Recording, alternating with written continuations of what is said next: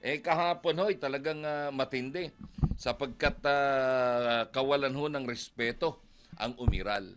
Pero bakit ba biglang lumabas at nagpakita itong si Senator Bato de la Rosa?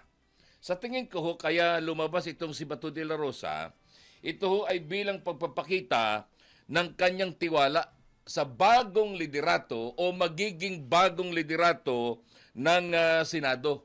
Sapagkat kahapon, siya na lamang ang kulang. Parang, ewan ko kung tama ako ha, pero parang ang nakita ko, isa sa mga bumoto sa kay Tito Soto as Senate President ay si Alan Peter Cayetano. Ano ha? Hindi ko alam kung pwede siyang bumoto sa kanyang sarili by the time. Kaya lang, isa sa bumoto sa pagka-Senate President ni Tito Soto ay si Alan. Parang baka nagkamali lang ako anong tingin, ano ha? Kaya lang, ano't ano man, 13 ang bumoto kay Alan Peter Cayetano. Ibig sabihin, hindi kasama sa boto si Alan Peter Cayetano. May 13 iba pa. Oh.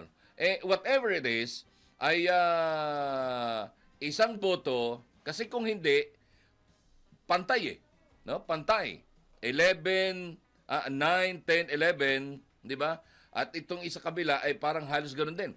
Ay talagang kailangan ang boto ni Senator Bato de la Rosa. And because of that particular scenario, lumabas si Senator Bato de la Rosa dahil sa tiwala sa pamumuno, sa magiging pamumuno nitong si Alan Peter Cayetano. Bakit ay kaninyo? Sapagkat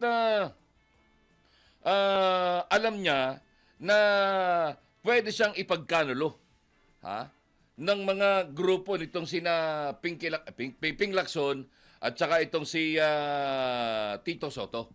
Hindi ba ga? Lalo na nung narinig ko yung bulong nitong si Senator Amy Marcos na sabi niya ay yung mga taga-NBI ay nandoon na sa opisina, sa taas. Pinapasok na ni Tito Soto. Di umano. Ano ha? Yun ay kwento ni Senator Amy Marcos. And that happened. Yun na nga. Kaya pagpasok ni Senator De La Rosa, nasa loob na ng Senado. Kawalan ng respeto at kawalan, talagang bastusan na ang labanan ngayon. Bastusan na. Ito'y pagpapakita na wala na hong kinikilala ang administrasyon. Wala na hong kinikilala ang batas. O wala na hong batas na kinikilala ang administrasyon.